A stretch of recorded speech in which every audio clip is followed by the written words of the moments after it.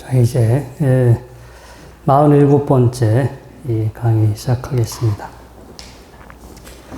저번 주에 저희 절에 이제 중요한 손님들이 오셨어요. 이 베트남에서 이제 고위 공무원들하고 거기 언론사 대표분들하고 또 여행사 대표분들하고 저희 절을 방문해 주셨습니다. 저희 절이 작년에 그 템플스테이 최우수 사찰로 선정이 돼서 그래서 이만저만해서 다 오셨는데 그때가 한참 뉴스에 나올 때야. 그래서 제가 이제 여러분들을 제가 진심으로 환영을 하는데 여러분들을 환영하기 위해서 우리 또 뉴스에서 이렇게 또 저희 절이 나오고 있다고. 그래서 이제 통역하시는 분이 씩 웃더라고요. 웃으면서 이제 아마 그분들에게 어떤 상황인지를 말씀을 드린 것 같아요. 근데 그분 중에 언론협회 회장님이 계셨는데, 근데 그분이 이참에 자기들하고 함께 베트남으로 가자고 여기 있지 말고 베트남에 좋은 절 소개시켜 드릴 테니까 베트남으로 가자고. 그래서 알았다고. 제가 인도하고 태국, 그 다음에 뭐 스리랑카, 그 다음 캄보디아에 있는 절에서는 제가 생활을 해봤는데, 생각해 보니까 베트남은 내가 안 살아본 것 같아. 그래서 이제 또 그분들이 더 친절하게 명함까지 주고, 꼭 빈말이 아니니까 베트남으로 오셔서 잘 모실 테니까 베트남으로 오셔달라고. 아무튼, 그러니까 하여튼 또 나름 이제 좋은 또 즐겁게 짧지만 또 그런 만남도 한번 가져봤고, 제가 이제 오늘 또 불교 방송에 또 이제 방송이 있어서 방송국에 갔는데 직원들이 저만 보면 웃어. 그래서 직원들이 스님 죄송해요. 스님 보면 웃으면 안 되는데 왜 자기들이 웃음이 나오는지 모르겠다고. 그래서 불교 신문사 기자도 저한테 전화해서 웃더라고요. 그래서 그래도 웃을 수 있는 게 좋은 거라고. 제가 그 곰곰이 생각을 해봤어요. 저도 이제 뭐 편안하게 이제 같이 이제 웃는데, 무언가에 뭐 일이 벌어지더라도 사람이 별로 죄 지은 게 없고 떳떳하면 그냥 웃을 수 있는 거고, 또 같은 상황이 벌어지더라도 뭐 빌미를 제공했거나 아니면 떳떳하지 못하면 웃을 수 없겠죠. 그래서 근데 이번 일을 계기로 이 선업을 짓고 살아야 되겠구나. 그렇잖아요. 선업을 지으면 뭔가 이렇게 하다 보면 내가 원치 않는 상황이 벌어진다 하더라도 자기 스스로가 이제 뭐 떳떳하니까 그게 문제가 되지 않는데, 악업을 지으면 떳떳할 수가 없죠. 그래서 서울에 사실 언론사 이제 기자분이 전화가 왔어요. 근데 저랑 친하게 지내는 다른 기자분이 스님, 자기가 보니까 스님이 덤탱이 쓴 것 같다고.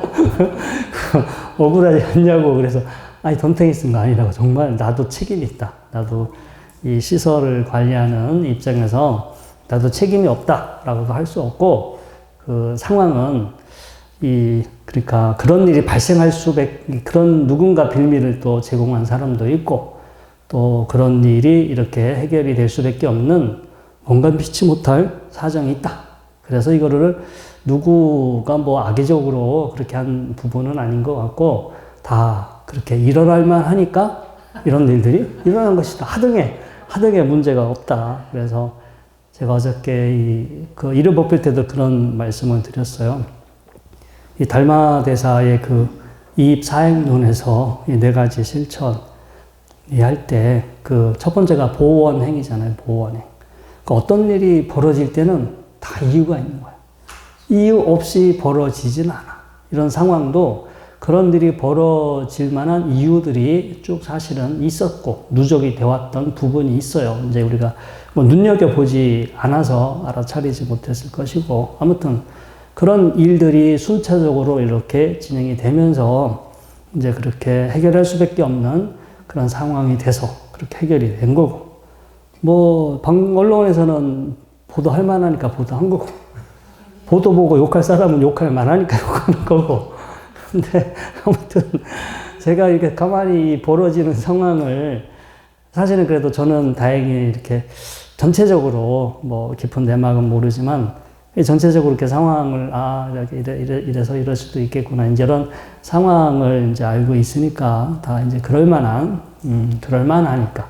이런 일이 이렇게 또, 생기구나. 그래서 아무튼, 뭐 저는 이제 상황은 상황이고, 저는 제 자신은 제 자신이고, 그래서 뭐 그렇다고 이제, 뭐 솔직히 누가 저한테 욕한 사람도 없고, 그렇잖아요. 제가 뭐 그렇다고 뭐 진짜 그렇게 한 것도 아니고, 그는 또 그렇다고 제가 안 했다고 말할 수도 없고. 책임을 떠넘기면 안 되잖아요. 이게 제가 어느 정도는 또 책임을 져야 되는 부분도 있고, 그래서 아무튼, 저로서는 뭐, 저도 그렇고, 거기, 절에 근무하시는 분들도 그냥 웃어요. 다 이제 이렇게, 뭔가, 뭐, 누구에게 깊게 상처받은 분들도 이제 사실은 그렇게 있는 것 같지는 않고, 아무튼 저희가 이제 하나의 해프닝으로 이제 넘겨가고 있는데, 그래서 제가 이제 그 일요법회 때 저번 달 아마 그런 이야기 했을 것 같아요. 살다 보면 이 불가피하게 내가 내 힘으로 내 의지대로 어찌 하지 못하는 상황이 있다. 이제 그럴 때 이 달마 대사님의 이입사행론을 잘 이제 사실은 그거를 명심하고 그대로 한번 이 상황을 바라본다면 그렇게 뭔가 납득되지 않고 뭔가가 이제 이렇게 좀 뭐 나름 억울하다라고 생각하는 그런 이 상황을 잘 이렇게 좀 극복하는 데 도움이 될 수가 있고요. 그래서 보원행위라는 것은 분명히 그럴 일이 벌어질 만한 다 이유가 있어. 이유가 있는데 그런 이유들을 생각하지 않고 눈앞에 이제 벌어진 것만을 보다 보면 그걸 가지고 판단을 할 수도 있는데 아무튼 그런 일이 벌어지기 이전에 이제 여러 가지 많은 원인과 조건들이 사실은 성숙되어 왔다라는 거. 두 번째, 수연행이야, 수연행. 인연 따라. 모든 게 한번 일이 벌어지면 순차적으로 가는 거예요. 순차적으로 이런 일이 벌어지면. 근데 뭐, 저희 절에 항의 전화가 한 2번 왔어요, 2번. 아무튼. 예? 그렇다고 뭐 심각한 항의 전화는 아니고, 그분들도 저희 용화사를 사랑하시는 분들인데, 이제 왜 이렇게, 그렇게 방송에 나가게끔 이제 그렇게 했느냐. 이제 그런 이제 전화죠. 그래서 그분들도 뭐, 잘못한 거 있어요? 없어요? 없지. 아니, 용화사에 애정을 갖고 계신 분이 당연히 용화사에 전화를 해서 그렇게 할 수 있는 거지. 그러니까. 그래서 이런 이제 일련의 일들이 벌어지는데 이것을 조건으로 해서 또 저런 일이 벌어지고 또 그것을 조건으로 해서 이런 일이 벌어지고 근데 그 과정에서 뭐 사실은 누구를 탓할 수는 없어요. 탓할 수는 없고 제가 아까도 말씀을 드렸지만 일어날 만하니까 누군가 그런 빌미를 제공을 했고 그런 원인이 이제 만들어져 있기 때문에 충분히 그런 일이 벌어질 수 이제 있다라는 거. 그리고 이제, 두 번째가 수연행, 세 번째가 무소구행이죠. 근데 이런 거를 억울하게 생각하고, 이거 안 되겠다. 나도 보복을 해야겠다. 아니면 어떻게 할까. 이런 마음을 일반적으로는 먹을 수도 있는데, 사실 이제 그럴 필요까지는 없다라는 거예요. 어차피 좀 억울하다 하더라도 시간이 지나면 이건 다 잊혀질 수 있는 문제고, 아무튼 대통령님께 깊이 감사드려요. 그래서 아무튼 빨리 사람들한테 빨리 잊혀질 수 있는, 그런 거기 때문에 사실은, 그리고 아까 말씀드렸잖아요. 이건 누구를 탓할 수 있는 상황이 아니고, 나름 뭔가가, 그 각자의 입장에서는 이제 그렇게 바라볼 수 있고, 그렇게, 뭐 할 수밖에 없을 수도 있고요. 아무튼, 네, 그렇게 이해를 좀 우리가 해주고 넘어가면 사실은 이제 크게 문제가 되지 않아요. 그거는 뭐 너무 기분 나쁘게 이렇게 생각하실 필요도 없고 그래서 모든 거가 이렇게 또 순리대로 나름의 순리대로 인연 따라 또 이렇게 진행이 되면 그거를 이렇게 또 거리를 두고 사실은 이렇게 우리 수행이나 명상을 하신 분들이 있다면 그렇게 거리를 두고 좀 바라볼 수 있으면 그런 마음이 저는 이제 흔들리지 않겠죠. 그 네 번째가 이제 칭법행인데, 아무튼, 칭법, 법에 부합되도록 행위하면, 여법하게 우리가 행동하고 살면 그런 일이 안 생겨. 그치? 아니, 스님들이 그 법에 부합되는 여법하게 뭔가 하지 못한 점이 있으니까 사실은 그렇게 발단이 될 수도 있는 거지. 그래서 우리는 스님들이든 신도님들이든 이게 뭔가 부처님께서 이제 하라는 대로 또 우리가 상식선에서 크게 뭔가 이게 문제가 되지 않는 이제 그렇게 우리가 잘 처신을 잘하고 이제 우리가 했다면은 이제 그럴 일이 아예 생길 일이 없을 수도 있다라는 거예요. 자, 아무튼 그래서 우리가 이제 살다 보면은 이런 뭐 여러분들도 또 다양하게 이제 여러 가지 일들을 경험을 하는데 다 이유가 있지만 사실은 그런 상황을 전체적으로 모르면 또 오해를 할 수도 있고 자기 식대로 편협돼서 이제 그 상황을 바라볼 수도 있는데 그때 이제 너무 자기 생각이나 이제 골머리에 이제 빠져서 너무 소갈이 하지 마시고 이 달마 대사님의 그 이입 사행론 여러분들 다 공부하셨잖아요. 예? 그 두 가지 문이 이입, 행입 두 가지가 있고 그 행입에 또 네 가지가 행이 있잖아요.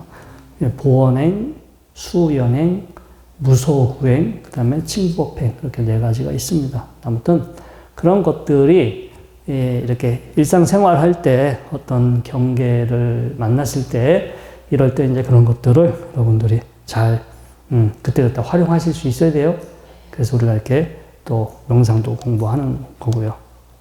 자, 수행을 할 때 오늘 그 주제가 두 가지가 있어. 하나는 뭔가 수행을 할 때 너무 힘을 써서도 안 되고 또 너무 힘을 빼서도 안 되고 뭔가 균형과 조화를 이루면서 이렇게 수행을 할 것. 두 번째, 그런 수행을 통해서 이 비바람에 흔들리지 않는 바위처럼 큰 바위산은 비바람이 몰아쳐도 흔들리지 않잖아요. 그래서 그렇게 수행을 했을 때 그런 우리가 마음의 어떤 그 자세를 가지라는 걸 두 가지 주제인데 먼저 이 소나경 한번 살펴보겠습니다.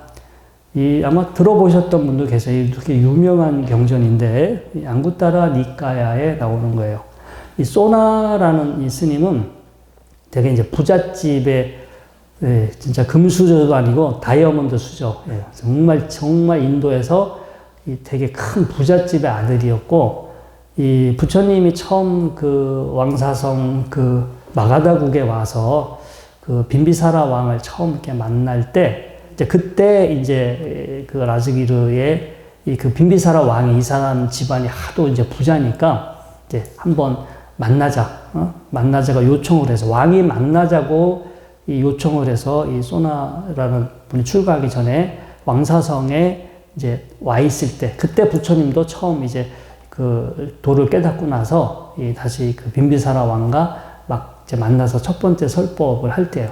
그래서 부처님이 그 마가다국에 와서 그 설법을 할 때 그때 첫 번째로 그 자리에서 설법을 들었고 설법을 듣고 나서 발심을 해서 나도 이제 차라리 저렇게 부처님처럼 출가해서 모든 세상의 괴로움을 여인 그런 어떤 해탈을 내가 이제 얻어야겠다 이렇게 생각해서 이제 얼마 되지 않아서 부처님의 제자로 출가하게 됩니다.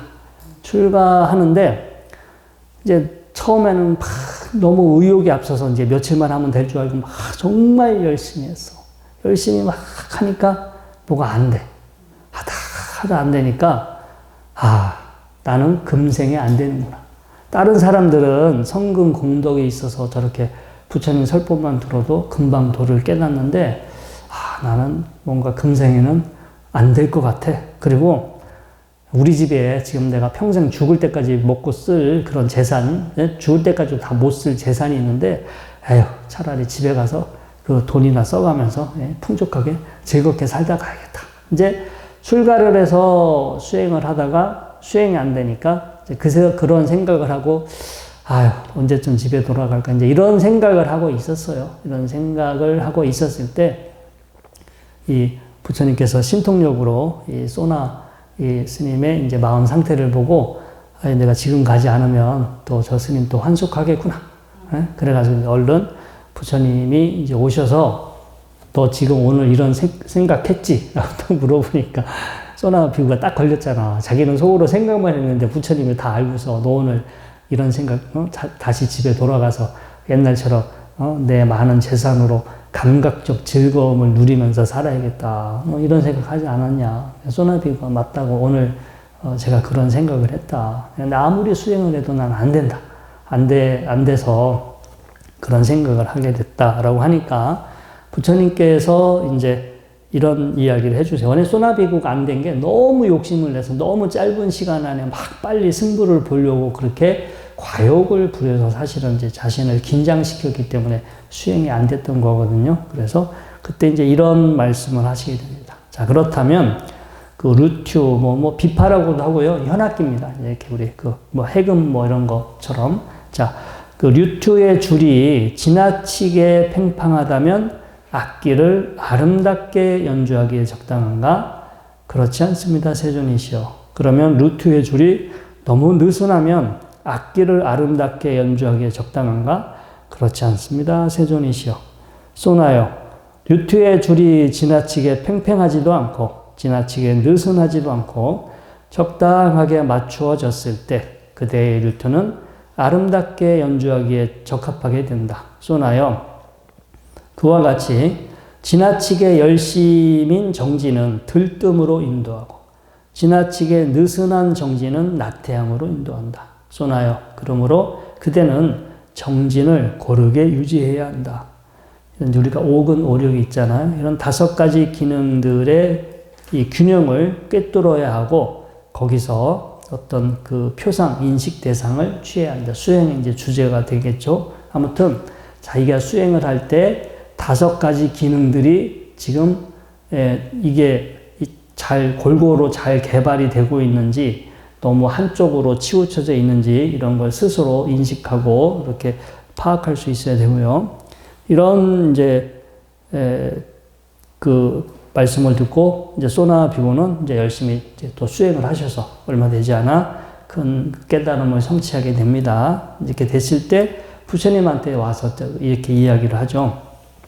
세존이시여, 아라한이고 번뇌를 다했고 삶을 완성했으며 할 바를 다했고 짐을 내려놓았으며 참된 이상을 실현했고 삶의 족쇄를 부수었으며 바른 구경의 지혜로 해탈한 비구는 6가지 경우에 대한 확신이 있습니다.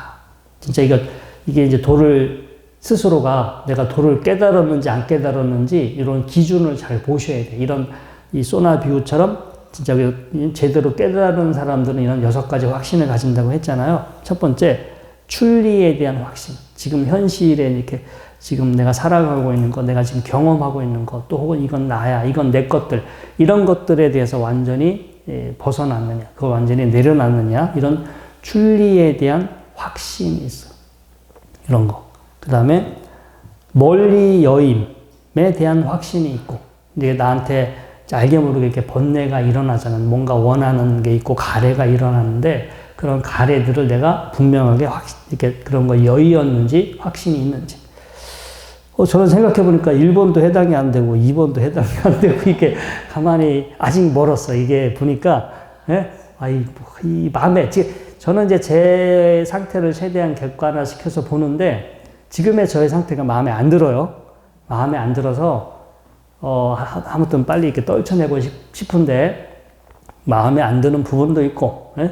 지금의 이 상태가 이것보다 좀 더 나아졌으면 좋겠고, 이게 뭔가가 제가 아직 마음에 안 드는 부분이 있다라는 얘기는 아직 버려야 할 거, 끊어야 할 거, 많은 어떤 한계를 제가 가지고 있는 거잖아요. 그래서 이제 아무튼 저는 이제 아직 제 스스로가 아직 많이 남아있구나. 저렇게 확신을 가지기에는 한참 멀었구나. 근데 아무튼 저는 각각 궁금한 게 뭐 확실하게 깨달았다고 단언하시는 분들 보면 의심스러워서 정말 저런 상태일까. 자, 아무튼 3번째, 악이 없음. 뭐 이렇게 남을 미워한다거나 해코지 하려고 하는 그런 악이 없음에 대한 확신.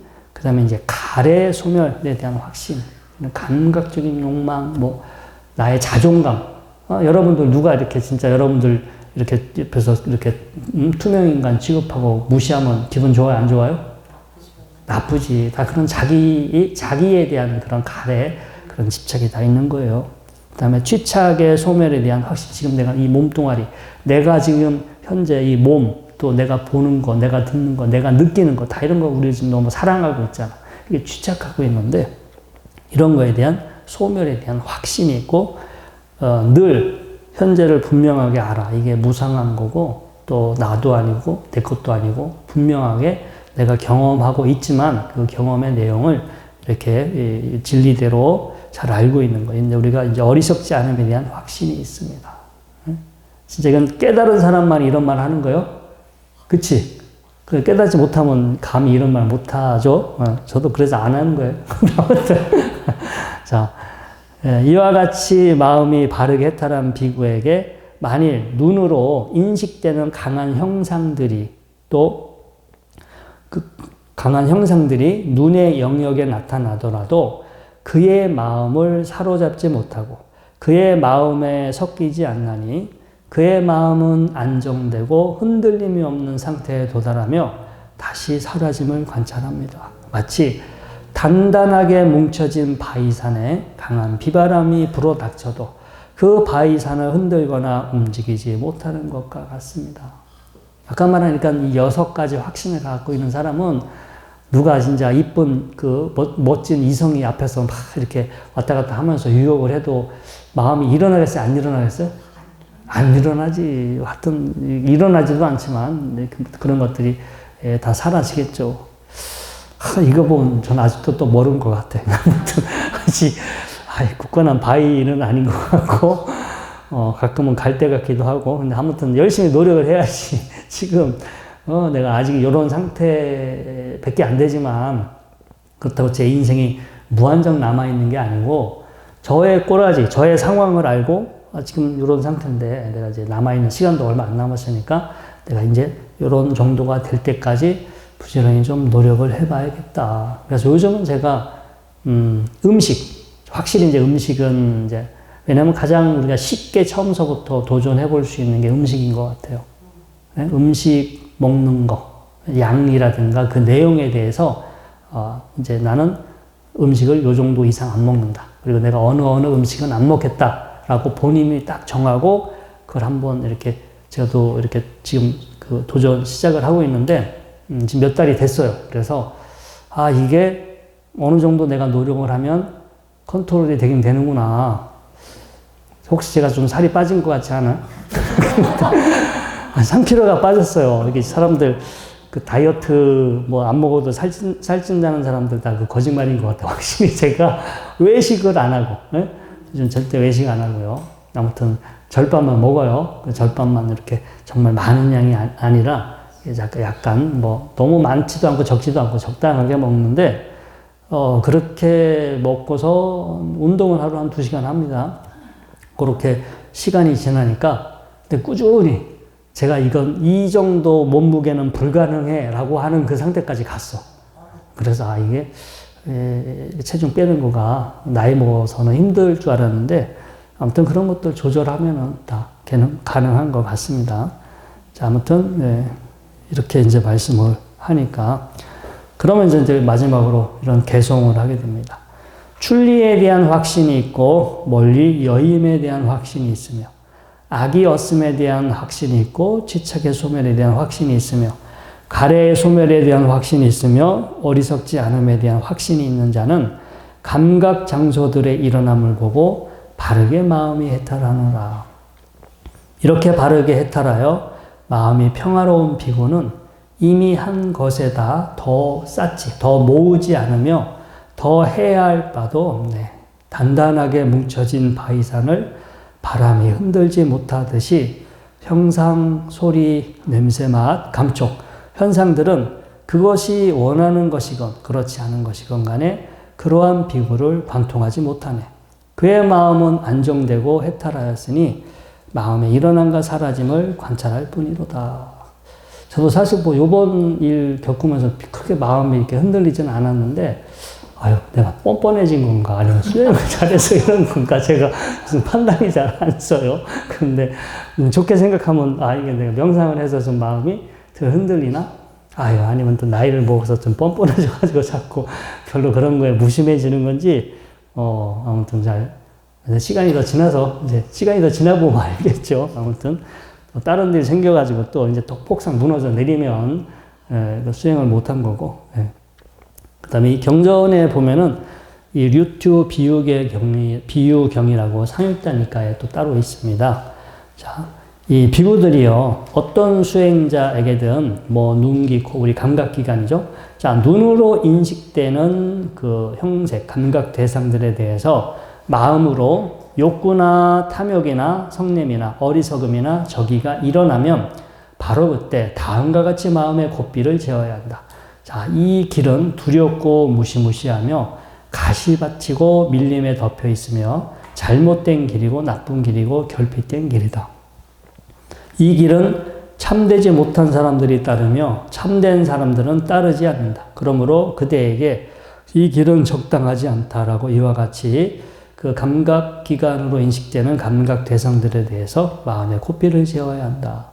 비구들이여 예를 들면 곡식이 다 익었는데 밭을 지키는 사람이 방일에 있다고 하자. 그러면 곡식을 좋아하는 황소가 그 밭에 들어가서 원하는 대로 먹는데 흠뻑 빠질 것이다. 비구들이여 그와 같이 배우지 못한 본부는 6가지 감각 접촉의 장소들을 단속하지 않고 5가닥의 감각적 욕망에 원하는 대로 흠뻑 빠져들게 된다. 그러나 비구들이여 밭을 지키는 사람이 방일하지 않는다면 그는 그 밭에 들어가려고 하는 황소의 고삐를 굳게 잡을 것이다. 고삐를 굳게 잡은 뒤 두 뿔 사이에 조임틀을 조아 맬 것이다. 두 뿔 사이에 조임틀을 조아 맨 뒤에는 몽둥이로 세차게 때릴 것이다. 몽둥이도 세차게 때린 뒤에는 황소를 쫓아버릴 것이다.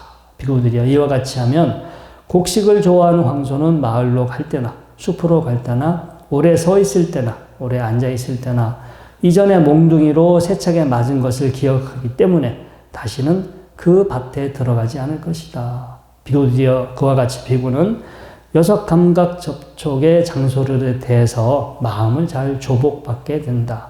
그러면 마음은 안으로 확립되고 안정되고 하나에 고정되고 삼매에 든다. 이게 사실 이렇게 저도 요즘은 절에서 잘 어디 이렇게 남들 보이게 안 다녀요. 이거 좀 남한테 안 보이려고 한 게 아니라 제가 안 보이려고. 그러면 그렇잖아요. 제가 이렇게 이 앞으로 마당으로 돌아다니면 지나가는 차, 지나가는 사람 다 보잖아. 그러면 그냥 보기만 하면 괜찮은데 보면은 여러 또 생각이 분별심이 일어날 수 있잖아요. 그래서 차라리 안 보고 뒤로 가면은 아무 생각이 없어. 그래 안 그래요? 애초에 안 보면 돼. 어딘가를 안 보고 애초에 안 듣고 아니 그래도 방송 나가는 거 어쩔 수 없고 그런데 아무튼 이게 안 보고 안 듣고 이런 것들은 그런 최대한 우리가 이제 이렇게 노력을 하면 나한테 이제 일어날 수 있는 그런 어떤 번뇌나 이런 것들을 최대한 우리가 이제 줄일 수도 있고. 근데 그래도 혼자 있으면은 아니면 우리가 더 부득이하게 어떤 대상들을 이렇게 보게 되면 또 우리 안에 그런 원래 습관대로 우리 업대로 반응이 일어나잖아요. 업대로 습관대로 반응이 일어날 거예요. 그러면 그때 사실은 이거는 나한테 지금 일어나면 안 되는데 이거는 별로 나한테 도움이 되는 게 아니야. 이게 나한테 일어나봤자 결국 나를 피곤하게 하는 것이지 이거는 근데 사람에 따라 달라요. 저한테는 불필요한데 여러분들한테는 필요할 수도 있어. 우리나라 경제가 돌아가려면 여러분들한테 이렇게 번뇌가 일어나야 우리나라 경제가 좀 잘 돌아가긴 할 건데 아무튼 다들 스님들처럼 살면 안 되겠죠. 욕심을 사업하시는 분들은 그렇잖아요. 다들 사람들이 욕구가 있고 욕구를 실현하려고 노력을 해야 뭔가 세상이 돌아가지. 아무튼 그래도 이제 내가 내 마음에 일어나는 어떤 그러한 장애, 번뇌들로부터 여러분들이 좀 이제 벗어나서 살고 싶다. 이제 그런 만약에 목적을 가지신 분들이라면 여러분들한테 이제 해로운 것들이 애초에 일어나지 않도록 그렇게 잘 준비를 하고 그런 것들이 일어났을 때 이거 이제 결국 이것 때문에 훗날 내 건강도 망가지고 훗날 나한테 이 정신적으로 또 뭔가 이렇게 또 뭔가 나를 힘들게 할 수 있는 그런 일이 벌어지기 마련이야. 그러니까 이제 그런, 이게 젊은 사람들한테는 안 통해요. 인생의 쓴맛을 안 봐봤기 때문에 머릿속에 그림이 그려지진 않아. 근데 이제 여러분들은 안 해봐도 알죠?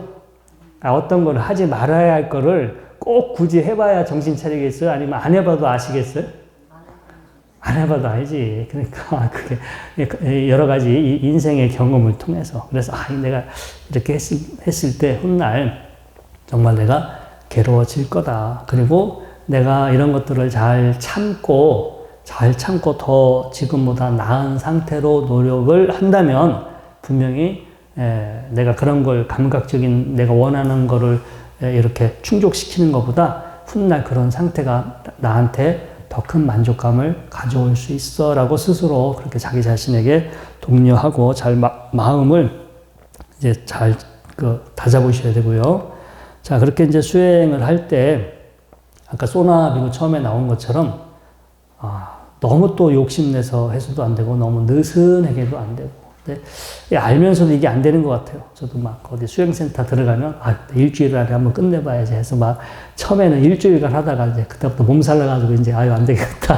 한 일주일이나 2주 지나면 막 몸살 나요. 몸살 나서 참 이게 금생에 할 일이 아닌가 보다 막 이렇게 또 퇴보하는 마음이 생기기도 하고. 자, 이 통찰 수행을 할 때 믿음이 너무 지나치면 통찰의 대상들을 확실하게 알 수 없다. 이게 뭐냐면요. 여러분들이 지금 막 머리로 공부하고 듣잖아. 네? 수행을 할 때 있는 그대로 이렇게 봐야 되는데, 그래, 이거 부처님 말씀대로 그렇구나. 이거 부처님 말씀대로 이 부처님 말씀하신 그게 이거구나. 라고 수행을 하지 않고 자꾸 공부한 거를 떠올려. 네? 그게 크게 보면 나쁜 건 아닌데, 정말 이렇게 수행을 할 때, 내가 이제 부처님이 말씀하신 그 내용이 맞구나. 그렇게 생각할 수도 있는데 계속해서 내가 공부한 거, 전에 공부했던 거를 떠올리면서 지금 현재 있는 그대로를 이렇게 보는 힘을 키워야 되는데 전에 공부했던 내용을 자꾸 떠올리면서 이제 그 내용, 내가 알고 있는 그 내용으로 그냥 그 현상을 이렇게 대체시키는 거예요. 그 내용에 대해서 생각하는 것으로 공부를 대신할 수 있어.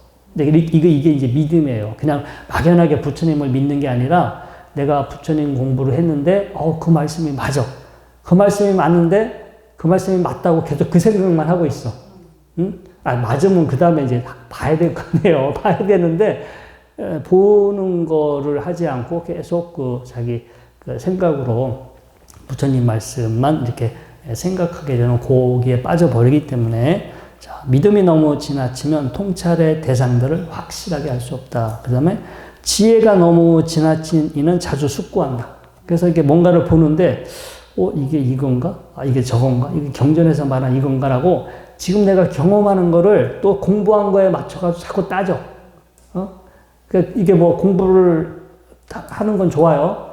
공부를 한 건 좋은데, 이걸 가지고 이제 자기가 공부한 거에 맞춰가지고 막 그대로 이제 이렇게 그 내용대로 이게 그건가, 이게 저건가, 자꾸 이제 그런 식으로 또 이렇게 분별에 들어가기 때문에 있는 그대로 그냥 사실은 개입하지 않고 어쩌면 정말 이렇게 수동적으로 이렇게 느껴지는 그대로 인식되는 그대로 알아가면서 저절로 그 알아지는 깊이나 영역이 커지게끔 이렇게 이제 나가야 되는데 자꾸 개입을 하는 거예요. 부처님의 어떤 그 믿음이라든가 자기가 알고 있는 아르마리를 가지고 현재 순간에 자꾸 이제 의식적으로 개입을 하다 보니까 공부에 장애가 생기는 거겠죠. 이렇게 수행하면서 자신이 기억하고 있던 경전, 지식, 생각, 공부한 내용을 떠올리며 숙고하기도 합니다. 숙고가 지나쳐서 수행이 이제 흐트러지게 되겠죠. 평온의 힘을 토대로, 이 평정이죠. 평온의 힘을 토대로 믿음과 지혜가 균형을 이루었을 때는 믿음도 지나치지 않고 숙고함도 지나치지 않고요. 또 현재 인식하고 있는 대상을 마음찬게 알기만 할 뿐입니다. 믿음의 차원으로 넘어가 거듭 숙고하지도 않고 마음 챙겨서 한 것을 다시 돌이켜 거듭 반주하며 지내지도 않는다. 또 이제 우리가 정진 열심히 이제 막 이렇게 노력하는 거, 의식적으로 노력하는 거. 자, 힘을 쓰는 거죠. 이게 지나칠 때는 과도하게 힘을 쓰고요. 열심히 수행하겠다는 생각이 자주 일어나고 과도한 힘으로 산란해지고 긴장되고 정신이 무뎌집니다. 저는 이렇게 수행할 때 너무 열심히 해서 입이 돌아가시는 분을 봤어요. 실제로. 딱 일주일 됐는데 입이 돌아갔는데, 야, 어떻게 진짜 일주일 만에 전 배울 점은, 야, 저렇게도 독하게 할 수 있구나. 저는 이제 그런 생각을 해봤는데, 안타깝게도 너무 이분이 힘을 썼던 것 같아. 안 되니까. 그래서 입이 돌아가서 바로 병원에 가서 한의원에 가서 침을 맞았는데 안 돌아오더라고요. 반은 돌아왔는데, 안타깝게도 그게 완전하게 돌아오지 않았어요. 그래서 실제 제가 그런 경험을 목격을 했기 때문에, 이게 사람이 또 너무 용을 쓰면 또 몸이 저렇게 부작용이 생기기도 하는구나. 그걸 봤고요. 이제 삼매는 마음을 고요히 가라앉히는 거죠. 마음을 고요하게 가라앉히고 어떤 특정한 하나의 상태에 계속 마음이 머무르게 하는 건데, 이 삼매가 지나칠 때는 특정 상태에만 오랫동안 머물고 싶어 하거나 마음의 상태가 가라앉게 됩니다. 그래서 타성해졌거나 무뎌지는 것 때문에 마음 챙김이 점점 희미해져 갑니다. 또 마음 챙김의 힘이 약해져 흐리멍텅해지고 기운이 떨어지고 무기력, 졸음 등에 또 빠질 수도 있습니다. 그래서 평정, 이 평온의 힘을 토대로 마찬가지로 이 정진과 삼매가 균형을 이루게 되면 힘을 쓰는 것도 지나치지 않고 집중하여 머무는 것도 지나치지 않고 특별히 신경 쓰지 않아도 현재 경험하고 있는 현상들을 드러나는 그대로 마음 챙기게 됩니다. 그래서 우리가 이때 특히 이제 호흡을 가지고 들이쉬고 내쉬고 그냥 단순히 이제 들이쉬고 내쉬는 호흡을 이렇게 알아차리는데 호흡과 자세, 그때의 느낌, 이 호흡을 가지고 이렇게 수행을 하실 때 그때 이런 이 다섯 가지 기능이 과하지도 않고 부족하지도 않고 이 기능들이 잘 활성화되고 잘 이렇게 조화롭게 개발되고 있는 것도 여러분들 사실은 이렇게 알아차릴 수 있으면 좋은데 그것도 어느 정도 좀 개발이 된 다음부터 되는 거예요. 처음서부터는 안 돼요. 그게 처음서부터는 뭐가 뭔지 분간이 안 되니까 이렇게 이제 이렇게 몇 년간 꾸준히 하시다 보면 이런 다섯 가지라는 그 오근 오력이라는 게 분명하게 있고 지금 내가 이건 이 정도는 어느 정도 이 정도는 요만큼 개발이 된 것 같아. 저거는 좀 부족한 것 같아. 이렇게 스스로가 이렇게 수행하면서 알아요. 수행하면서 알고 그런 것도 어느 순간 조절할 수 있겠죠. 그렇게 됐을 때 수행이 즐거워져요. 아까 제가 실습하기 전에 즐거운 마음으로 수행하시라고 했잖아요. 이제 즐거운 마음으로 수행이 되고 즐거운 마음으로 수행이 됐을 때 기쁨이 일어나고 기쁨이 일어났을 때 이렇게 수행에 대한 만족감이 생기겠죠. 근데 그 다음 이렇게 아마 이상적으로 수행이 진행이 될 것입니다. 자, 오늘 공부는 여기까지 하도록 하겠습니다.